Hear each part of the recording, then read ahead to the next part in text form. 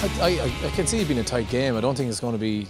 I don't think there'll be too many goals. I think both defences are playing well at the moment, and both sets of forwards are as well. But I think it might be as free scoring as last year maybe, and I can see it being a tight, kind of a tense affair, you know. And sometimes, you know, these All-Irelands can take on a life of their own. So it'd be interesting to see. It's going to be very hard, I suppose. Whoever takes everyone gets a break at some stage during the game. Whoever takes the chances at those stages, I think, will be more than likely champions at the end of it. I think Kilkenny half back line, Tipp half forward line last year now, I suppose, had a huge impact on the game. Tipp really would have edged it last year, but you look at Tommy Welsh, Brian Hogan and JJ Delaney, it's a serious half back line.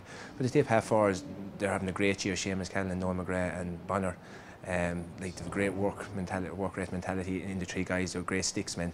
So that's, to me, is going to have a huge bearing on the game. But I think every position you look at is going to be tight. It's never good to see Henry going off after 15 minutes. But you know, when you look back in the game, I think Tipperary were, you know, on the top of their game really last September, and you know, really they kind of, I suppose, they blew us out of the water at times during the game, and you know, they hurled exceptions. So you couldn't really, I don't know if you could put it down to Henry. Obviously, you know, he's a fantastic player, but you know, it's a team game and everything else, and I think Henry would, you know, he'd be the first to say that as well, you know. But it's brilliant to see him back there this year and going well, and without doubt a huge addition to the Kilkenny team, you know, and it's great to have him there fit and well now. I would have said last year the pressure was on. I know they said Kilkenny going for 5 in a row, but Tipperary had put everything into last year after defeat the year before.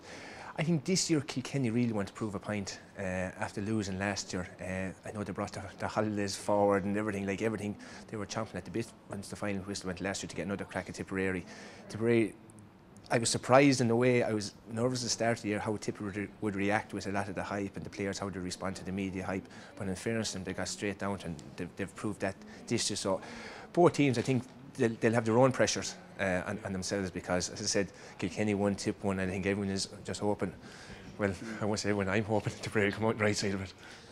Hard to see any weaknesses on both sides, to be fair. You know, it depends how a player, I suppose, performs on Ireland final day. Some people can find it kind of a nerve-wracking day. Some fellas just take it as any other game, and really, it's a pressure situation. And I think if there is going to be a weakness, it'll be if players, I suppose, don't perform to their ability on the day itself. And you know, that can happen sometimes, and the ball mightn't run their way. And you know, I've seen it happen before. And a player might be having a good year, but it mightn't happen in the final. So, look, if that happens on either side, obviously that'll be a weakness. But looking at both sets of players, it's hard to find any weaknesses, to be honest.